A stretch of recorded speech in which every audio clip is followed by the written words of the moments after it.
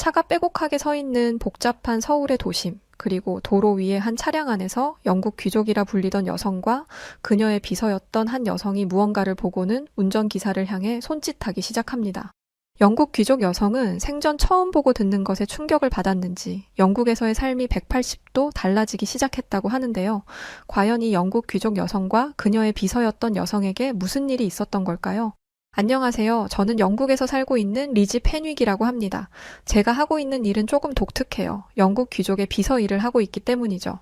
제가 모시고 있는 분의 이름을 함부로 이야기하는 건 금기이기 때문에 가명을 써서 레이디 펠리시티라고 하겠습니다. 간단하게 레이디라고 칭하면 더 듣기 편하시겠네요.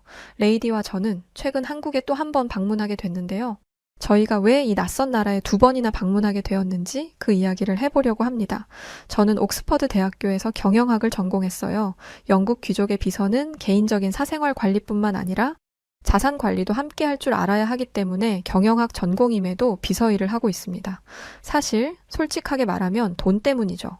처음에는 미국으로 건너가서 취업을 하려고 했는데 월급이 일반 회사원의 3배는 되는지라 결국 이 일을 하게 되었습니다. 무엇보다 제가 앞으로 모시게 될 분의 평판이 아주 좋았어요. 인자하고 다른 사람들의 눈에 띄는 것을 좋아하지 않아서 조용하고 평범한 일상을 사는 50대 여성분이라고 했죠. 그런데 일을 시작한 지 며칠 만에 저는 이 이야기가 완전히 가짜라는 사실을 알게 됐습니다. 사람이 얼마나 예민하고 까탈스러운지 뭐만 하면 성질을 내고 이거 해라 저거 해라.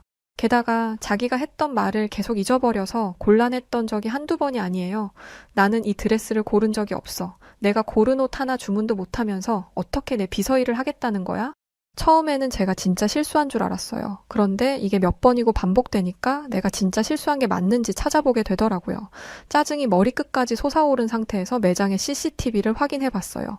제가 주문한 걸 정확히 본인이 손가락으로 짚더라고요. 매장 직원들도 저와 똑같이 기억을 하고 있었고요. 정말 아버지의 사업 실패로 가족들이 거리에 나앉게 된 것만 아니었으면 진작에 때려치웠을 텐데 울며 겨자 먹기로 일을 할 수밖에 없었습니다. 그러던 어느 날 레이디가 갑자기 한국에 가고 싶다고 하더라고요. 이 사람이 또 무슨 변덕을 부리는 건가 싶어서 네, 알아보겠습니다 라고 말만 하고 안 알아보고 있었어요. 이런 식으로 뜬금없는 이야기를 해서 열심히 찾아가면 내가 언제 그걸 하고 싶다고 했어? 라고 말한 게 한두 번이 아니었거든요. 그런데 이번에는 진심이었습니다. 평소에 한국에 한자도 안 꺼내던 사람이 무슨 바람이 불었는지 지금 당장 한국을 가야겠다고 저를 들들 볶는 거예요. 당장 내일이라도 떠날 거라는 말을 겨우 진정시키고 한국에 갈 준비를 했습니다. 그런데 문제는 저도 한국을 잘 모른다는 것이었어요. 어떤 나라인지 언어와 문화, 볼거리들을 제가 파악을 한 후에 가야 저 까탈스러운 레이디를 그나마 만족시킬 수 있을 텐데 그런 걸 알아볼 만한 시간이 없었습니다. 그래서 유튜브와 뉴스 기사로 한국에 대해 벼락치기로 알아본 뒤 한국행 비행기에 올랐어요. 물론 레이디에게 한국에서 뭘 하고 싶은지 몇 번이고 물었습니다. 그런데 그럴 때마다 하는 말이 그걸 내가 알려줘야 알아? 였어요. 제 나름대로 알아갔다가는 뭐 이런 데를 데려왔냐? 라고 말할 게 뻔했기 때문에 한국에 가는 내내 초긴장 상태였습니다. 일하면서 생긴 스트레스성 탈모가 더욱 심해지는 듯 했죠. 레이디는 제 속도 모르고 기분이 좋아 보이더라고요. 한국이 중국과 일본 사이에 있다는 것도 모르던 사람이 한국에 가는 것을 무척 기대하는 듯 했습니다. 그런데 레이디의 이 기대는 한국 호텔에 도착하자마자 깨져버렸어요. 바로 호텔에 침대가 없었기 때문이었죠. 이게 뭐야? 호텔에 침대가 없어? 지금 나더러 지저분한 바닥에서 자라는 거야? 당황한 건 저도 마찬가지였어요. 분명히 고급 호텔로 예약을 했는데 사기라도 당한 건가 싶었죠. 그래서 부랴부랴 예약 내역을 확인했는데 호텔에 침대형이 있고 온돌형이 있더라고요. 온돌이 뭔가 했는데 바닥에서 자는 거더라고요. 이불 하나를 깔고 바닥에서 자라는 거죠. 평생 입식 생활을 한 사람들에게 좌식 생활은 불가능에 가깝습니다. 일단 바닥에 앉는 것 자체가 힘들어요. 몸이 그렇게 굳어졌거든요. 저도 힘든데 50대 중반이 될 때까지 이렇게 살아온 레이디는 어떻겠어요.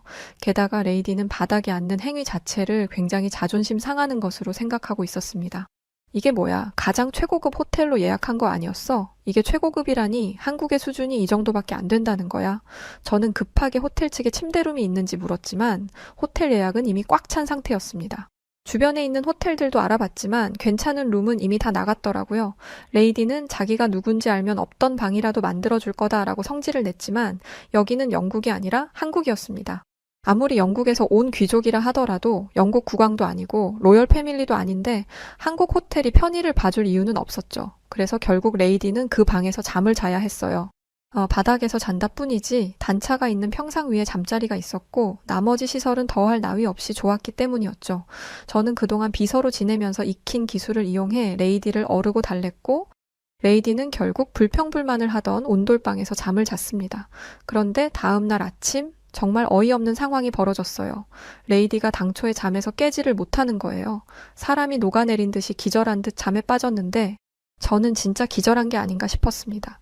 레이디의 배가 올라왔다 내려가면서 숨을 쉬는 게 보이지 않았더라면 자다가 저 세상으로 간 줄 알았을 거예요.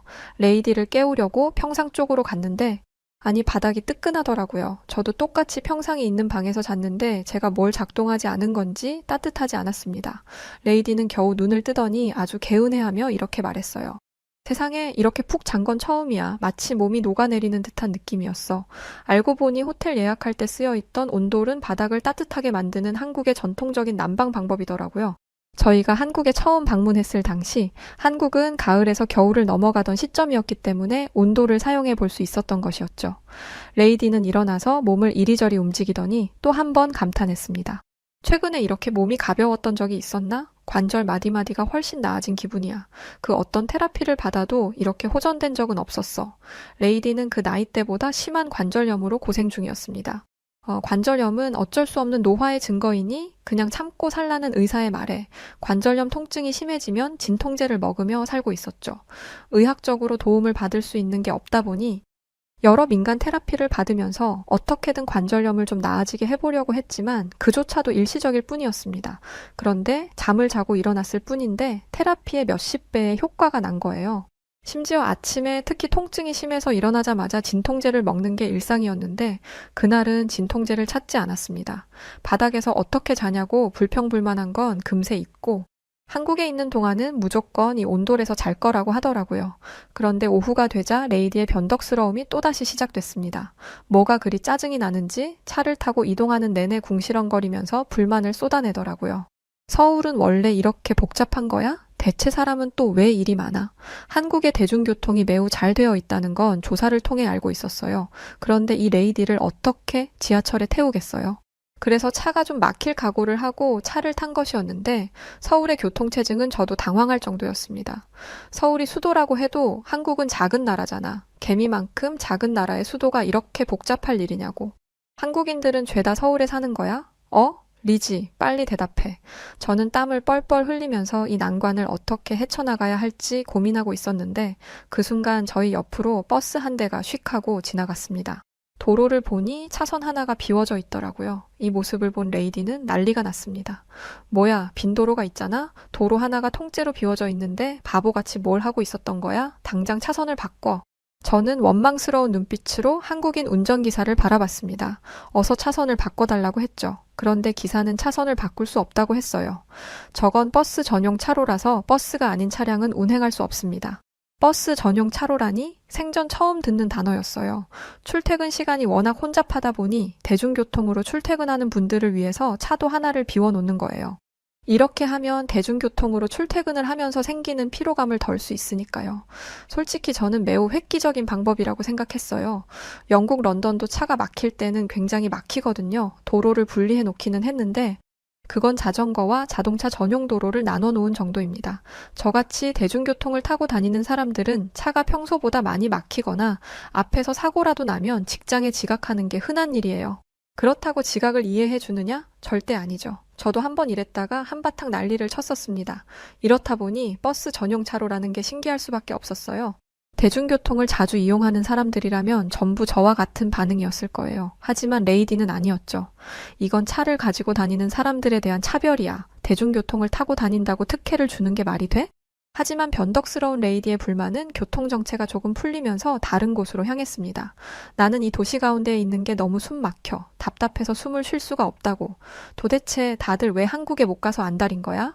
제 눈에 한국의 도심은 세련됐고 잘 정돈된 분위기였습니다.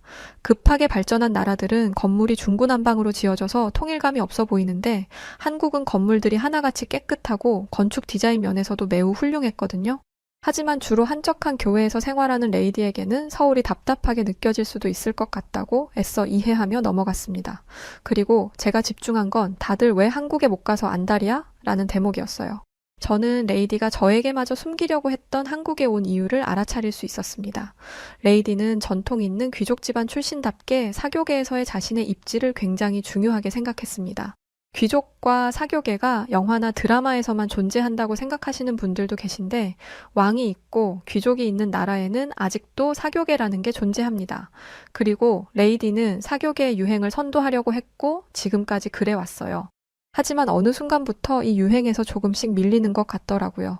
레이디는 남들 앞에서는 하지 못하는 히스테리틱한 행동을 제 앞에서는 가감없이 보였는데 사교계에서 힘을 못 쓰는 모습은 제게도 숨기려고 했습니다. 그래서 남들 다 가봤다는 한국을 본인만 못 가봤다는 말도 못했나 봐요. 남들이 다 가봤다는 한국을 나만 못 가봤어. 어디가 좋다니까. 여기 예약해둬라고 말하면 나도 편하고 레이디도 편할 텐데 대체 무슨 자존심 때문에 이걸 숨기는 건지. 하지만 이렇게라도 힌트를 줬으니 저야 편했죠. 저는 모든 일정을 취소하고 다른 영국 여성들이 어디를 다녀갔는지에 대해 알아보기 시작했습니다. 그날 밤 잠도 못 자고 완벽한 계획을 세웠는데 커다란 문제가 생겼어요. 레이디가 새벽 중에 엄청난 복통을 호소하기 시작한 거였죠. 저는 호텔 직원의 도움을 받아 레이디를 병원으로 옮겼고 병원의 빠른 처치로 금방 안정을 찾을 수 있었습니다. 수액을 맞고 있는 동안 레이디를 기다리고 있는데 의사 한 분이 다가오시더라고요. 그러더니 그분은 평소 레이디가 불편함을 호소하지는 않았는지에 대해 물어봤습니다. 저는 영문도 모른 채 복통, 빈혈, 설사가 잦았다 라고 말했어요. 그리고 최근 이 증상이 악화됐고 체중 감소와 피로감을 호소하는 날이 많아졌다고 했죠. 하지만 이건 영국의 주치의에게 얘기하던 것이기 때문에 별 생각 안 하고 말한 것이었습니다. 한국 의사가 이런 걸 묻는 것도 차트에 증상을 적기 위함이라고 생각했죠. 그런데 의사의 표정이 달라지더라고요. 장 외에 통증은 없으신가요? 네, 관절염이 있기는 해요. 저와 대화를 한 뒤 의사는 잠시 자리를 비웠어요. 그런데 잠시 후 동료 의사를 데려와서는 충격적인 이야기를 하기 시작했습니다. 한국에 얼마나 계실 예정이십니까? 2주 정도 머물 예정인데 왜 그러시나요? 두 의사는 자기들끼리 심각하게 대화를 하더니 제게 이렇게 말했어요. 귀국을 미루셔야겠습니다. 아무래도 정밀 검사가 필요할 듯해요. 저는 제 귀를 의심했습니다. 귀국을 미루라니? 이렇게 갑자기? 별다른 설명도 없이 귀국을 미루라뇨? 확실한 건 아닙니다만 환자분의 현재 증상과 지금까지의 상태를 종합적으로 살펴보면 다른 질병이 있을 가능성이 커 보입니다. 죄송하지만 저는 이 의사들이 돌팔이라고 생각했어요. 레이디는 영국의 귀족입니다. 지위가 높은 만큼 돈도 많죠. 그런 사람이 병원 한 번 안 가봤겠어요? 영국 최고의 의사라는 사람들에게 가서 진료를 받고 약을 받는 분이 레이디입니다. 그런데 이 한국 의사들은 개인 병원도 아니고 대형 병원 응급실에서 당직을 서고 있던 사람들이었어요. 영국에서는 개인 병원을 좀 더 신뢰하고 특히 레이디는 주치의까지 둔 사람이었기에 저는 한국 응급실에서 만난 의사를 믿을 수 없었습니다. 그래서 저는 조금 거만한 투로 말했습니다. 저희는 한국에서 할 일이 많습니다. 쓸데없는 일에 시간을 낭비하고 싶지 않아요. 그런데 의사들은 끈질겼어요. 영국에서는 치료를 거부하면 의사가 그러려니 합니다. 암에 걸려도 환자가 치료를 거절하면 돈이 없나 보다 하면서 돌려보내죠. 그런데 한국 의사들은 끝까지 검사를 해야 한다고 말하고 있었으니 이 의사들이 과잉 진료를 해서 돈을 뜯어낼 거라는 확신이 들었습니다. 한국 의사들은 환자를 돈벌이 수단으로 밖에 안 보나요? 이런 식으로 과잉 진료를 해서 돈을 뜯어내는 게 당신들이 돈 버는 방식인 거예요? 이렇게 말하면 의사들이 부끄러워하며 떨어질 줄 알았습니다. 그런데 그들은 호락호락한 상대가 아니었어요. 제 의사 인생, 아니 제 모든 인생을 걸고 장담합니다. 저는 돈 때문에 검사를 받으라고 하는 게 아니에요. 정말 환자분의 상태가 안 좋기 때문에 검사를 권유하는 겁니다. 이 말을 하는 의사들의 표정에 간절함이 묻어 있더라고요. 돈에 눈이 먼 사람의 눈빛과는 전혀 달랐기에 저는 의사들의 제안을 레이디에게 전했습니다. 그리고 레이디가 이미 영국에서 끝낸 검사를 뭐 하러 다시 받아? 이건 다 시간 낭비라고 라고 대답할 줄 알았죠. 그런데 레이디는 생각보다 진지하게 한국 의사들의 이야기를 들었어요. 그러고는 검사를 받기로 했죠. 저는 검사를 해봤자 청진기를 대고 피나 좀 뽑을 줄 알았는데 영국과는 다르게 한국의 병원에서 검사는 매우 체계적으로 이루어졌습니다. 혈액 검사와 대변 검사, 내시경 검사, CT, MRI까지 평범한 영국인이라면 한 번도 보지 못할 장비까지 동원해가며 검사를 했죠. 그리고 그 결과 레이디의 진짜 병명이 밝혀졌습니다. 레이디는 크론병 환자였어요. 이름조차 생소한 이 크론병은 소화기관, 주로 소장과 대장에 만성적인 염증을 일으키는 자가면역 질환이라고 합니다. 증상이 간헐적으로 나타나고 악화와 호전을 반복하며 주요 증상이 다른 소화기 질환과 유사하기 때문에 오진의 가능성이 큰 질병이었죠. 레이디는 큰 충격에 빠졌어요. 처음에는 자신이 크론병 환자라는 것을 부정했지만 검사 결과를 토대로 하나하나 설명해주니 나중에는 자신의 병명을 받아들였습니다. 그러면서 자신을 치료할 수 있겠냐 묻더라고요. 지금까지 본 적 없는 풀이 죽은 모습에 괜히 마음이 찡할 정도였죠. 역시 미운 정이 무섭기는 한가 봐요. 저는 의사의 입에서 긍정적인 대답이 나오기를 바랬습니다. 하지만 한편으로는 고치기 어려울 것이라는 생각도 했어요. 앞서 말했듯 영국 의사들조차 못한 일이잖아요. 병명을 찾아낸 건 운일지도 모른다고 생각했죠. 그런데 의사는 아주 단호하게 대답했습니다. 네, 고칠 수 있습니다. 얼마나 단호하고 자신감이 넘치는지 뒷말을 듣지 않았음에도 불구하고 없던 신뢰감이 생기더라고요. 한국 병원 의사분은 이렇게 이야기해 주었어요. 크론병은 심한 경우 수술을 받아야 하지만 아주 다행스럽게도 환자분은 식이요법이나 평소 규칙적인 운동을 하고 계셨습니다. 이런 생활 습관 덕분에 증상이 더욱 악화되지 않아서 항염증제와 면역 조절제를 우선적으로 사용해 볼 수 있을 것 같아요. 이제야 영국 의사들이 쓸모 있어지더라고요. 몸 상태가 안 좋은 레이디에게 처방해 준 게 식이요법, 규칙적인 운동이었으니까요. 하지만 이것만으로는 부족하다고 했기에 레이디는 병원에서 하라는 대로 묵묵히 따랐습니다. 한국 생활이 무려 12주까지 길어질 수도 있는 상황이었음에도 불구하고 말이죠. 저는 고집 세고 남의 말 듣기 싫어하는 레이디가 이렇게 순종적인 모습을 보이는 걸 보면서 이 사람이 그동안 얼마나 힘들었으면 이럴까라는 측은함마저 갖게 되었습니다. 그리고 그동안 짜증을 심하게 내고 예민하게 굴었던 이유가 건강 때문이라는 걸 알게 되자 그간의 행동이 이해되면서 이런 생각을 하게 되었어요. 이 사람의 건강이 좋아지면 나도 좀 쉽게 일하겠구나. 아픈 사람을 두고 할 생각은 아니긴 한데 하루하루 때려치우고 싶은 생각만 했던 제게도 희망이 보였기에 레이디의 쾌유를 저마저도 바라게 되었습니다. 한국의 의사들이 처방해준 약을 먹자마자 레이디의 건강 상태는 금방 호전되었어요. 복통으로 인해 진통제를 찾는 일도 없어졌고 피로감이 사라지니 평소와 같은 일정을 소화했음에도 불구하고 짜증을 내지 않더라고요. 전혀 기대하지 않았던 한국이 이 정도의 의료기술을 가지고 있는 나라였다니 저는 이제야 병원에 있는 수많은 외국인 환자들을 보게 되었습니다. 알고 보니 요즘 한국으로 오는 의료 관광이 대세더라고요. 금액도 다른 나라보다 저렴한데 실력은 10배, 아니 100배 이상일 정도이니 한국에 오지 않을 이유가 없는 거죠. 게다가 의사의 실력도 뛰어난데 한국의 병원에서는 온갖 첨단 장비를 사용하고 있었습니다. 어느 정도였냐면 다리를 살짝 삐끗해서 간 정형외과에서 무려 엑스레이를 찍었어요. 엑스레이요. 그것도 특별한 예약 없이 병원에 간 그날에 접수를 한 지 10분도 되지 않아서 엑스레이를 찍었습니다. 한국 분들은 그게 뭐 대단한 일이냐 하시겠지만 저는 이걸 아무렇지 않아 하는 것조차도 놀랍습니다. 영국에서 이런 검사를 하려면 최소 한 달 이상은 기다려야 해요. 다리가 부러진 것 같아도 쉽지 않죠. 만약 다리가 부러진 것 같다면 부목을 대주고 검사 일정을 잡아주는 곳이 영국입니다. 다리를 다친 뒤 바로 엑스레이를 찍는 경우는 다리뼈가 부러져서 뼈가 어긋난 게 한눈에 보이거나 과장 조금 섞어서 큰 교통사고를 당한 정도일 거예요. 그런데 검사를 하기 위해 오래 기다려야 한다는 것과 검사 과정이 복잡하다는 것보다 더 큰 문제는 비용이었어요. 물론 공공의료로 이 서비스를 제공하고 있습니다. 이 서비스를 이용하면 금액을 지불하지 않아도 되죠. 하지만 급한 상황이라면 어느 정도 기다려야 해요. 그래서 많은 사람들이 민간의료 서비스에 의존을 하는 상황입니다. 그런데 보험이 없는 사람이라면 민간의료 서비스 비용이 아주 많이 부담되는 게 사실이에요. 한국 돈으로 무려 44만 원이나 되는 금액을 지불해야 하거든요. 영국의 경우 이 정도는 참을 수 있어 라는 마인드가 깔려 있기 때문에 어느 정도 참을 만한 상황이라면 그냥 버티는 게 일반적입니다.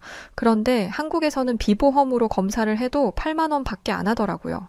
영국 경제가 매우 안 좋아지면서 보험이 없는 사람들이 더더욱 늘어난 상황에 의료비를 감당하지 못해 힘들어하는 사람이 많습니다. 그렇다 보니 한국에 있는 사람들이 너무 부러워졌어요. 이것 때문에라도 한국에서 살고 싶더라고요.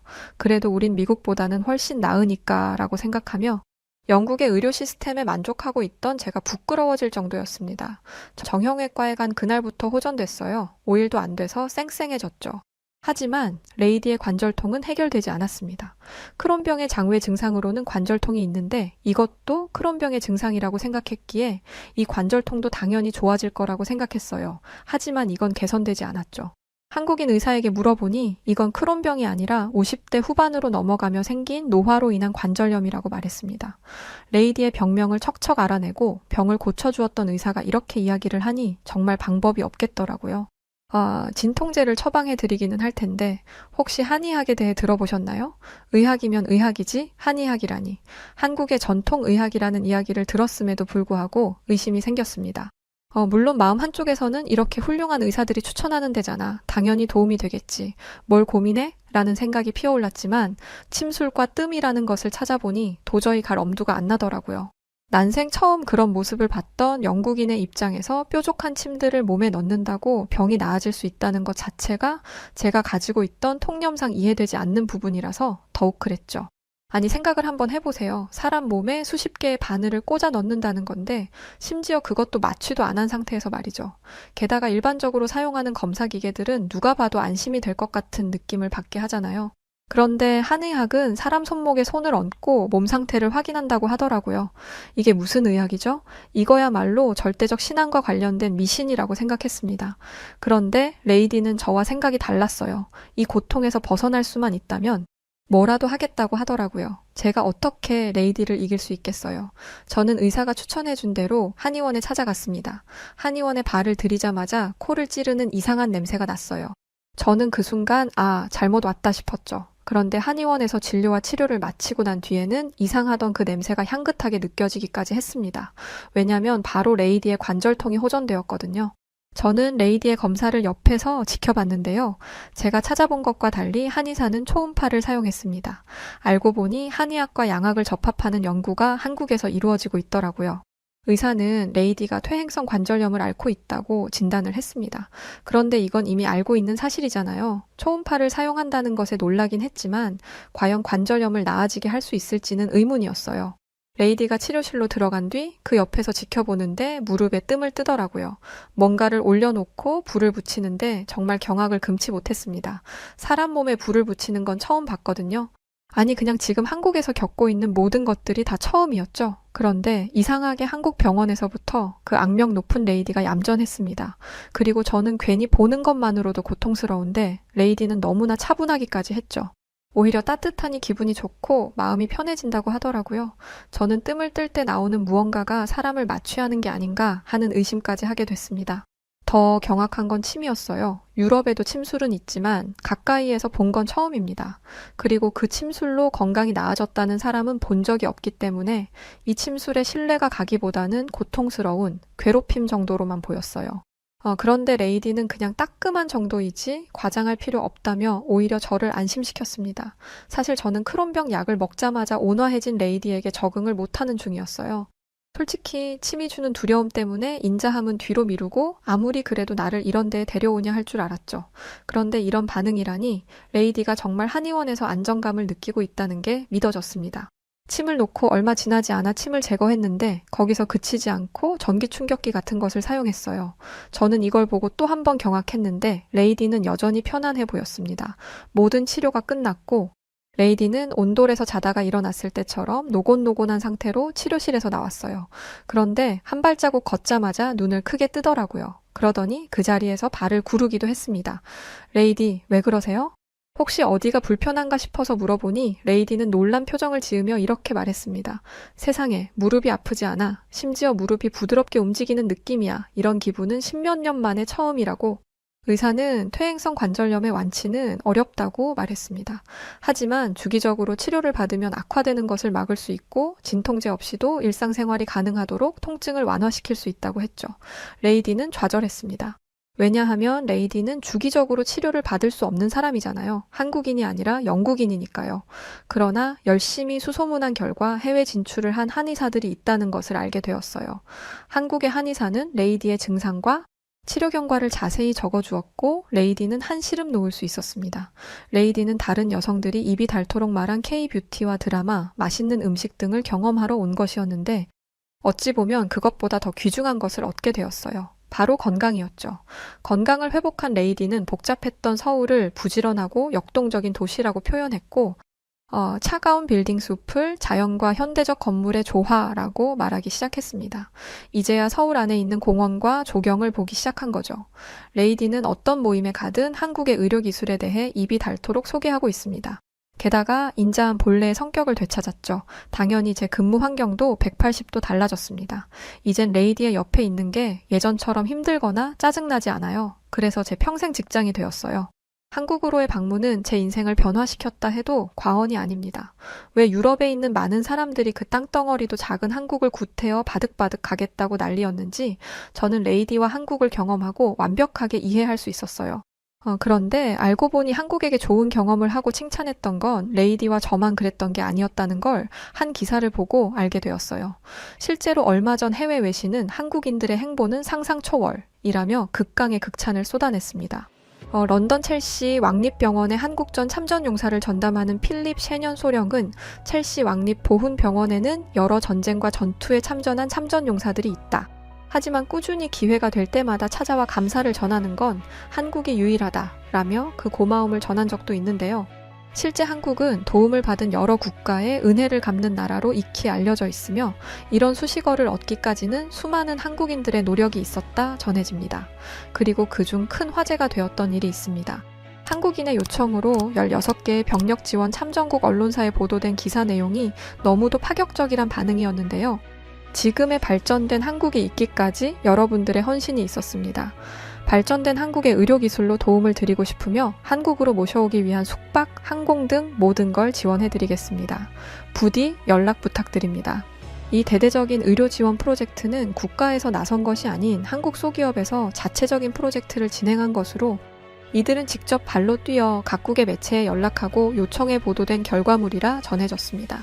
실제 이 의료 지원의 혜택을 받게 된 에티오피아 참전 용사들은 평생을 생활고로 치료가 방치되어 시력을 잃어가던 중 이들을 만나 대규모 수술 지원을 받으며 제2의 삶을 시작할 수 있게 되었는데요.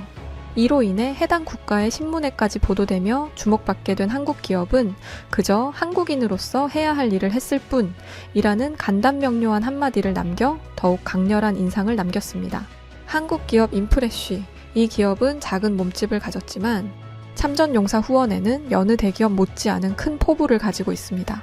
소수의 인원이지만 현재 국내 참전용사들을 위한 식비 지원, 전자제품, 주거 개선을 진행 중이고 에티오피아를 비롯해 필리핀, 태국, 콜롬비아에 아낌없는 지원을 보내고 있는데요. 한국인의 정체성을 보여주는 기업, 해외에선 이 기업을 이렇게 지칭하고 있습니다. 실제 인프레쉬는 모든 후원을 기업명이 아닌 한국인들의 이름으로 진행하고 있어 놀라움을 주고 있습니다. 문경식, 김수용, 이재국, 길명숙 등 매번 해당 기업에 동참한 수많은 한국인들의 이름이 참전 용사들에게 전달되고 있으며 명단을 받아본 참전 용사들은 우리의 생명의 은인 한국인들에게 감사합니다. 라며 한국의 감동의 메시지를 전하고 있는데요. 현재 인프레쉬는 또 다른 기적을 전달하기 위한 준비 중에 있습니다. 해당 볼캡과 티셔츠는 Things to Remember 이라는 기억이란 주제에 초점을 맞춰 대한민국 영웅들의 희생 헌신을 잊지 말자고 전하고 있으며 펄럭이는 태극기를 제품 디자인으로 녹여내 한국의 역사를 알리고 있습니다. 심플한 디자인으로 일상 속 착용해도 무리 없는 굿즈로 많은 한국인들이 동참 중에 있는데요. 또한 해당 상품의 수익금 일부가 어려운 참전용사분들을 위해 후원되며 한국인 구매자들의 이름이 공식 홈페이지에 기재되어 전달된다고 합니다. 인프레쉬를 통해 한국의 역사가 세계에 알려지고 도움을 받는 참전용사분들이 많아졌습니다. 저희 여우튜브 1, 여우튜브 2 역시 한국인으로서 이 후원에 동참하였으며 많은 분들의 참여가 이 기업의 큰 원동력이 되지 않을까 싶습니다. 상품의 구매처는 고정 댓글에 남겨두겠습니다. 감사합니다. 요즘 우리 레이디는 어딜 가나 한국을 입에 올립니다. 너희들 한국은 가봤니? 한국도 안 가보고선 어떻게 귀족이라고 말할 수 있어? 놀랍다해. 또한 레이디는 주기적으로 영국에서 한국인들이 운영하는 한의원을 가고 있어요. 한국은 저와 레이디의 생각과 삶의 패턴을 많이 바꿔주었습니다. 좋은 경험을 할 수 있도록 해준 한국과 한국인 분들에게 진심으로 고맙다는 말을 전하고 싶습니다. 감사합니다. 네, 오늘 사연 여기까지입니다. 아마 한국을 처음 방문했던 외국인들이라면 지금의 사연과 비슷한 경험들을 많이들 할 거라고 생각해요. 요즘 무거운 사연들만 많았는데 모처럼 가볍고 유쾌한 사연 반가웠네요. 자, 그럼 오늘 사연은 어떠셨나요? 사연이 즐거우셨다면 구독, 좋아요 부탁드리고 사연을 전해드렸던 저는 여우튜브 송은지였습니다. 더 재밌고 유쾌한 사연으로 찾아뵙겠습니다. 영상 끝까지 시청해주셔서 고맙습니다. 그리고 항상 감사드립니다. 구독자 여러분들 사랑합니다. 당신만의